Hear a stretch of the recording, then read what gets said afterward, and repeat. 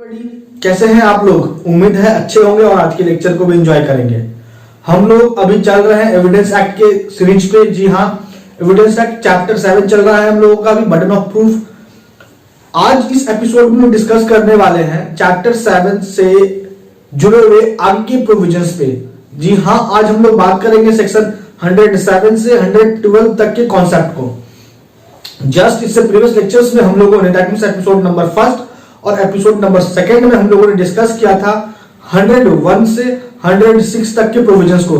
बड़ी सरलता से, बड़े ही आसान तरीके से मैंने आपको बातों को समझाई हुई है।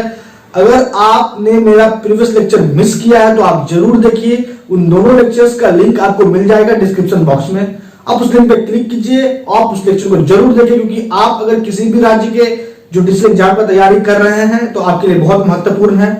और अगर आप लॉ बिगिनर हैं, आपने लॉ की पढ़ाई शुरू करी है, तो आपको यह समझ में आएगा कि कैसे आसान तरीके से बातों को समझा जा सकता है और कंसेप्ट आपका एक बार में क्लियर हो जाएगा। आप कंसेप्ट को भूलेगा भी नहीं। तो आज के लेक्चर को स्टार्ट करें उसके पहले अगर आप मेरे चैनल पे अभी तक नए हैं तो इंतजार मत कीजिए, जल्दी से जाइए, नीचे रेड कलर का बटन है सब्सक्राइब का, आप उस पर क्लिक कीजिए, चैनल को सब्सक्राइब कीजिए, बेल आइकन दबाइए ताकि डेली लेक्चर आपको मिले। अगर आपको कोई भी समस्या है लॉ से जुड़ा हुआ तो आप मुझे बेझिझक कमेंट बॉक्स में कमेंट जरूर कीजिए। तो चलिए स्टार्ट करते हैं आज के लेक्चर को। सबसे पहले हम लोग बात करेंगे सेक्शन 107 का। तो सेक्शन 107 कहता है बर्डन ऑफ प्रूविंग डेथ। अब बर्डन ऑफ प्रूविंग डेथ का क्या कॉन्सेप्ट है, ताकि सेक्शन 107 क्या कहता है ये समझिए। बड़े ध्यान से सुनिए मेरे बातों को और अपने पास हो सके तो बेयर एक्ट या टेक्स्ट बुक जरूर रख लीजिए। मैं बार बार इसलिए कहता हूं कि अपने पास बेयर एक्ट या टेक्स्ट बुक रखने के लिए कि देखिए, जब आपका प्रीलिम्स का एग्जाम आता है तो बेयर एक्ट से ज्यादा सवाल बनता है और होल एंड सोल पूरा कॉन्सेप्ट को अच्छे समझने के लिए आपको टेक्स्ट बुक पढ़ना ही पड़ता है। तो अगर आप दोनों में से कोई भी एक रखते हैं तो आपका जो बेस है वो मजबूत हो रहा होता है। तो इसलिए मैं हमेशा कहता हूं आपके पास कि लेक्चर को देखते वक्त बेयर एक्ट या टेक्स्ट बुक जरूर रखिए। आते हैं मुद्दे पे। सेक्शन 107 क्या कह रहा है सुनिए बड़े ध्यान से। 10 मिनट को लेक्चर को अंत तक देखिए, आपका कॉन्सेप्ट क्लियर रहेगा।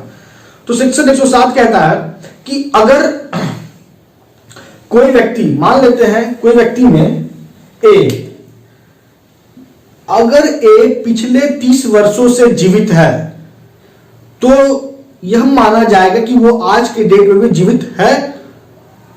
तो यहां पे जो कॉन्सेप्ट है कि कोई व्यक्ति लंबे समय से यहां पे जो टाइम पीरियड है 30 वर्षों का, तो अगर मान लीजिए ए 30 वर्षों से जीवित है तो प्रिजम्पशन क्या होगा? प्रिजम्पशन ये होगा कि ए आज भी जीवित है। तो ये तो लॉ का प्रिजम्पशन है, प्रिजम्पशन ऑफ लॉ है ये, कि लॉ इसको ऐसे मान लेगी। ये सेक्शन 107 कहता है। इसलिए यहां पे सेक्शन 107 में प्रिजम्पशन ऑफ सर्वाइवरशिप का भी कॉन्सेप्ट छुपा हुआ है। लेकिन अब इसके कॉन्ट्ररी जाके अगर कोई यह व्यक्ति कहता है, इसके कॉन्ट्ररी जाके अगर कोई तीसरा व्यक्ति ये कहता है, मान लेते हैं बी कहता है कि नहीं, ए अब नहीं रहा, ए मर चुका है, तो ये जो बात है, ये जो फैक्ट है कि ए मर चुका है, इस फैक्ट को प्रूव करने का बर्डन आ जाएगा बी पे। ये है सेक्शन 107 का कॉन्सेप्ट। अब देखिए यहां जो सेक्शन 107 है वो किस सिद्धांत पे बेस्ड है? वो बेस्ड है प्रिंसिपल ऑफ कंटिन्यूटी पे। अब प्रिंसिपल ऑफ कंटिन्यूटी क्या होता है ये समझिए। प्रिंसिपल ऑफ कंटिन्यूटी के अकॉर्डिंग अगर कोई चीज होते हुए आ रहा है, अगर कोई चीज होते हुए आ रहा है तो आज भी वो है और आज भी वो हो रहा है। यही सिद्धांत प्रिंसिपल ऑफ कंटिन्यूटी का। अब जो तीसरा महत्वपूर्ण बात जो आपको जानना जरूरी है सेक्शन 107 को लेकर, वो है केस लॉ। सेक्शन 107 का जो केस लॉ है आर वर्सेस लुम्ने का, ये बहुत इंपॉर्टेंट है। आर वर्सेस लुम्ने के केस में क्या कहा गया था आप ये सुनिए। आर वर्सेस लुम्ने केस में कहा गया कि जो बर्डन है डेथ को प्रूव करने का, इस बात पे तभी सवाल उठेगा जब पहले यह साबित हो जाए कि व्यक्ति जिसके डेथ के बारे में बात चल रहा है वो व्यक्ति पिछले 30 वर्षों से जीवित था। तभी जाके बर्डन शिफ्ट होता है उस व्यक्ति पे जो ये कह रहा है कि वो मर चुका है। तो ये हो गया होल एंड सोल पूरा कॉन्सेप्ट सेक्शन 107 का। आगे बढ़ते हैं, बात करते हैं सेक्शन 108 पे। सेक्शन 108 और 107 दोनों एक दूसरे से मिलता जुलता प्रोविजन है, बस कुछ पॉइंट पे अंतर है। जैसे कि यहां पे सेक्शन 107 में प्रिजम्पशन ऑफ सर्वाइवरशिप का कॉन्सेप्ट था, सेक्शन 107 में प्रिजम्पशन ऑफ डेथ का कॉन्सेप्ट है। अब सेक्शन 108 क्या कहता है ये सुनिए। सेक्शन 108 कहता है कि अगर कोई व्यक्ति पिछले 7 वर्ष या उससे अधिक समय से लापता है, उसके बारे में कोई जानकारी नहीं है, ना ही उस व्यक्ति को जो भी लोग जान रहे हैं उनको इस बात की जानकारी है कि वह व्यक्ति आखिर कहां गया है, अगर ये सिचुएशन 7 वर्ष या उससे अधिक समय तक रहा तो प्रिजम्पशन यही हो जाएगा कि वो व्यक्ति मर चुका है, वो व्यक्ति जीवित नहीं है। सेक्शन 108 ये एक बात कह रहा है। इसके साथ साथ सेक्शन 108 कहता है कि अगर कोई व्यक्ति इसके कॉन्ट्ररी जाके ये कहता है कोई तीसरा व्यक्ति की नहीं, व्यक्ति वो आज भी जीवित है, तो बर्डन उस पर शिफ्ट हो जाएगा, ओनस उस पर शिफ्ट हो जाएगा कि वो जीवित है, इस बात को प्रूव करे। तो ये है सेक्शन 108 का कॉन्सेप्ट। आगे बढ़े दोस्तों, सेक्शन 109 पे आए उसके पहले, अगर आपने मुझे अभी तक इंस्टा पे फॉलो नहीं किया है तो इंस्टा का लिंक आपको डिस्क्रिप्शन में है, आप इस पे लिंक पे क्लिक कीजिए और मुझे वहां फॉलो कीजिए। आपको कोई भी समस्या है लॉ से जुड़ा हुआ, कोई लीगल एडवाइस चाहिए, लॉ से जुड़ी हुई कोई लीगल एडवाइस चाहिए, आप मुझे बेझिझक मुझे वहां बताइए।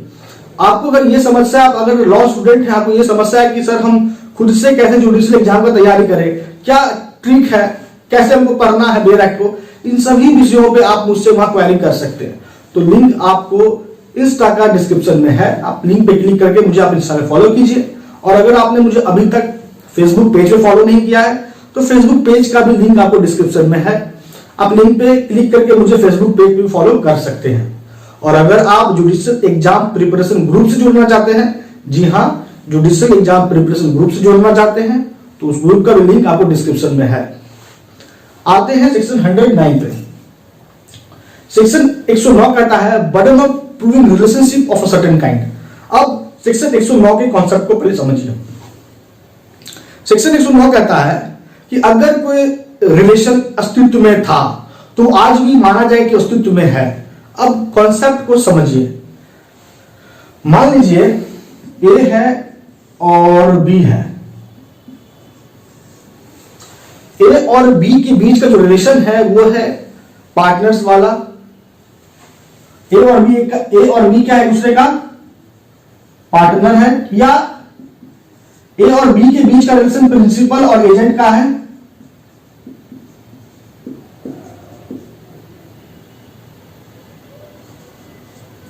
या लैंडलॉर्ड या टेनेंट का है। ए और बी या तो एक दूसरे का पार्टनर है, या ए और बी के बीच का रिलेशन एजेंट और प्रिंसिपल वाला है, या ए और बी के बीच का रिलेशन लैंडलॉर्ड और टेनेंट वाला है। अगर ये जो रिलेशन है इन ए और बी के बीच में पहले था तो वो आज भी अस्तित्व में है, यही कहता है सेक्शन 109। सेक्शन 109 कहता है आज भी वो एक दूसरे का पार्टनर ही माने जा रहे होंगे। आज भी ये कहता है सेक्शन 109 की ए और बी एक दूसरे के एजेंट और प्रिंसिपल ही होंगे, दोनों के बीच का रिलेशन।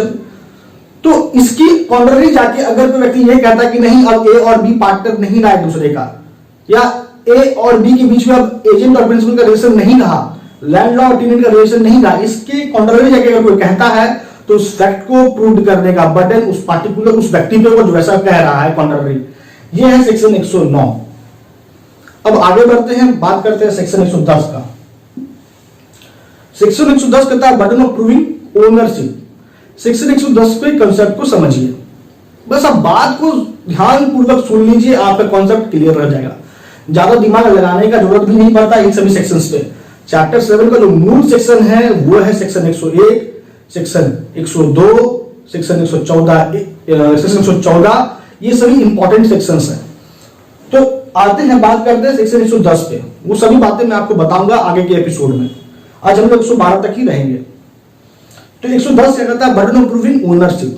मतलब सेक्शन 110 कह रहा है कि अगर कोई व्यक्ति किसी संपत्ति के पोजीशन में है या कोई संपत्ति उसके पोजीशन में है तो प्रिजम्पशन यही है कि वह व्यक्ति उस संपत्ति का ओनर है, उस व्यक्ति का उस संपत्ति पर मालिकाना हक है। अगर इसके कॉन्ट्ररी कोई कहता है कि नहीं वो व्यक्ति उस संपत्ति का मालिक नहीं है तो वो मालिक नहीं है, इस फैक्ट को प्रूव करने का बर्डन जो है उस तीसरे व्यक्ति पे होगा जो ये कॉन्ट्ररी कह रहा है। यही है सेक्शन 110। मतलब कि अगर आप किसी लैंड के पोजीशन में है या लैंड आपकी पोजीशन में है, दोनों एक ही बात है, तो आप लॉ यही प्रिज्यूम करेगी कि आप उसके मालिक हैं। अगर हम ये कहते हैं कि नहीं आप उस जमीन के मालिक नहीं है, तो इस फैक्ट को, इस तथ्य को जो प्रूव करने का बर्डन है, भार है, वो हम पे होगा। तो ये है सेक्शन 110। आगे बढ़ते हैं, बात करते हैं सेक्शन 111 पे। सेक्शन 111 है burden of proving good faith. अब गुड फेथ को प्रूव करने का भार किस पे होता है, तो पहले आप परिस्थिति जान लीजिए। मान लीजिए दो व्यक्ति हैं ए और बी, दोनों के बीच का जो रिलेशन है वो कुछ इस प्रकार है कि बी का प्रभाव है ए पे। बी एक्टिव कॉन्फिडेंस के पोजीशन में है, एक्टिव कॉन्फिडेंस के पोजीशन में है। दैट मींस कि बी का ए के प्रति डोमिनेंस है। तो इस सिचुएशन में अगर कोई कार्य हुआ और उस कार्य को करने के लिए जरूरी क्या था कि बी उस कार्य को गुड फेथ में करे, तो सवाल अगर यह उठा कि बी क्या उस कार्य को गुड फेथ में किया है या नहीं, तो अगर गुड फेथ में किया है यह सवाल है, तो इस फैक्ट को प्रूव करने का जो भार है वो बी पे होगा कि बी ने गुड फेथ में उस कार्य को किया है। ए पे नहीं होगा, बी पे होगा। जैसे इसको और इलस्ट्रेट करते हैं एग्जांपल के थ्रू। मान लेते हैं ए और बी के बीच में कॉन्ट्रैक्ट होता है। कॉन्ट्रैक्ट हुआ, कॉन्ट्रैक्ट के अकॉर्डिंग ए को जमीन ट्रांसफर करना था बी को, और उसके लिए बी को देना है 50,000 रुपया, लेकिन उस जमीन का दाम है 1,00,000 रुपया। बी कॉन्ट्रैक्ट कर लिया ए से उस जमीन के लिए 50,000 रुपया में, लेकिन जमीन का दाम है 1,00,000 रुपया। अब बी को जब ये लैंड ट्रांसफर हो गया, प्रॉपर्टी ट्रांसफर हो गया अकॉर्डिंग टू कॉन्ट्रैक्ट, तो बी कहता है कि उसको पता नहीं था कि जमीन का दाम 1,00,000 रुपया है वाकई में। उसको यह लगा कि 50,000 रुपया दाम है लैंड का, उस जमीन का। तो अब यहां पे बी क्या कह रहा है कि उसने कॉन्ट्रैक्ट एग्जीक्यूट किया है गुड फेथ में। उसको जानकारी नहीं थी कि जमीन का दाम 1,00,000 रुपया है। वो ये कह रहा है कि उसको पता था कि उस जमीन का दाम 50,000 रुपया है। तो दैट मींस बी यहां क्या कहना चाह रहा है कि उसने कॉन्ट्रैक्ट एग्जीक्यूट किया, उसने जमीन ए से खरीदा है गुड फेथ में। तो आपने गुड फेथ में खरीदा है, इस बात को, इस फैक्ट को प्रूव करने का जो बर्डन होगा वो किस पे होगा? ए पे होगा? नहीं, किस पे होगा? बी पे होगा। यही है सेक्शन 111 का कॉन्सेप्ट। आगे बढ़ते हैं, बात करते हैं सेक्शन 111 ए। सेक्शन 111 ए को समझे दोस्तों। उसके पहले अगर आपको वीडियो अच्छा लगता है, आपको बात समझ में आती है, तो आप इसे लाइक कीजिए, अपने स्टडी रिलेटेड ग्रुप में शेयर कीजिए और मुझे कमेंट करके जरूर बताइए, क्योंकि आपके लाइक से, शेयर से, कमेंट से बहुत मोटिवेशन मिलता है। बात करते हैं सेक्शन 111 ए का।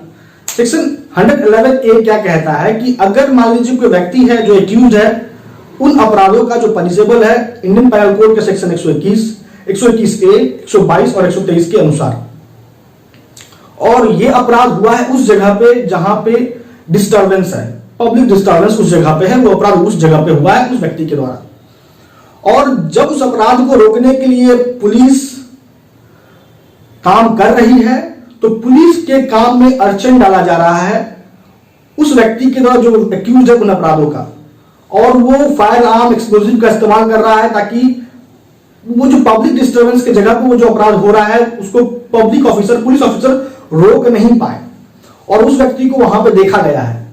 तो यहां सेक्शन 111 के तहत ये मान लिया, माफ कीजिए, सेक्शन 111 ए के तहत ये प्रिजम्पशन अराइज हो जाएगा कि वो व्यक्ति ने वाकई में उस अपराध को कमिट किया है, उस अपराध को किया है।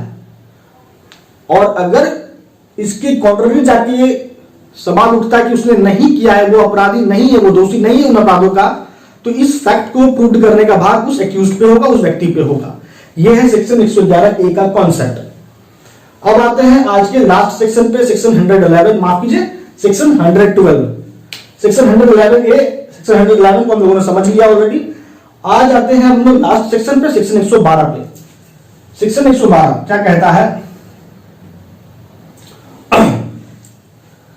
सेक्शन 112 कहता है birth during marriage conclusive proof of legitimacy. मतलब यहां पे बात किया जा रहा है कंक्लूसिव प्रूफ का। कंक्लूसिव प्रूफ का मतलब होता है कि अगर proof according to the terms and condition हुआ है तो फिर आप उसको रिवर्ट नहीं कर सकते। अगर मान लीजिए जो भी मैटर का जिक्र सेक्शन 112 में किया जा रहा है, अगर वो मैटर 112 के अकॉर्डिंगली ही हुआ, अकॉर्डिंग टू द कंडीशन हुआ जो प्रोवाइडेड अंडर सेक्शन 112, तो फिर उस फैक्ट को, उस प्रिजम्पशन को आप रिवर्ट नहीं कर सकते। यही है कॉन्क्लूसिव प्रूफ का कॉन्सेप्ट। अब सेक्शन 112 कहता क्या है ये समझिए। सेक्शन 112 कहता है कि अगर किसी बच्चे का जन्म हुआ है during the continuance of valid marriage, तो वो बच्चा उन दोनों स्पाउस का वैलिड, दैट मीन वो बच्चा उन दोनों स्पाउस का लेजिटिमेट बच्चा माना जाएगा, लेजिटिमेट चाइल्ड माना जाएगा।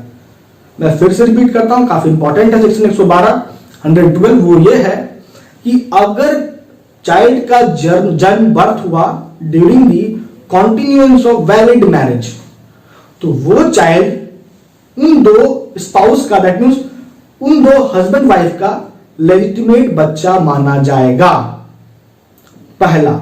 दूसरा कि अगर बच्चे का जन्म, दैट मीन चाइल्ड का जो जन्म है वो हुआ है after the dissolution of marriage, marriage के डिसॉल्व होने के बाद, लेकिन जिस डेट को मैरिज डिसॉल्व हुआ उस डेट से अगर 280 दिन के भीतर बच्चा का जन्म हुआ है, तो वह बच्चा भी उन दोनों स्पाउस का, उन दोनों हस्बैंड वाइफ का लेजिटिमेट बच्चा ही माना जाएगा। यही है कॉन्सेप्ट सेक्शन 112 का। अब दोस्तों आ चुका है लेक्चर को कंक्लूड करने का टाइम। हम लोगों ने अगर देखिए तो आज इस लेक्चर में डिस्कस किए मूलतः सेक्शन 107 से 112 तक। अब आपको मैं जो बताना चाहता हूं कंक्लूजन में वो ये कि अगर आपको याद करना है इन सेक्शंस को, तो कैसे आपको याद रहेगा या आप याद कर सकते हो। तो आप देखो मूल बात पकड़ो कि सेक्शन एक्चुअली में क्या कहता है।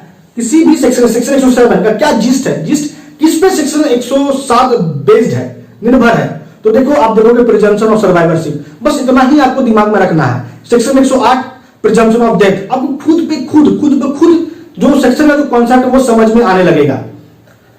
जैसे सेक्शन 109 रिलेशनशिप याद रखना है, प्रिजम्पशन है रिलेशनशिप को लेके। सेक्शन 110 ओनरशिप के प्रिजम्पशन का बात किया जा रहा है। अब किन परिस्थितियों में किया जा रहा है ये तो मैंने आपको ऑलरेडी लेक्चर्स में बताया है, तो आपको मैं बता रहा हूं कि कैसे इन सेक्शंस को याद करके रखा जा सकता है।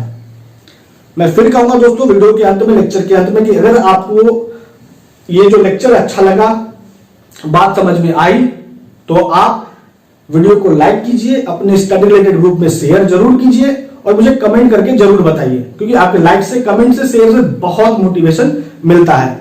तो दोस्तों आज लेक्चर में इतना ही। आपका अब तक हमारे साथ बने रहने के लिए बहुत बहुत धन्यवाद।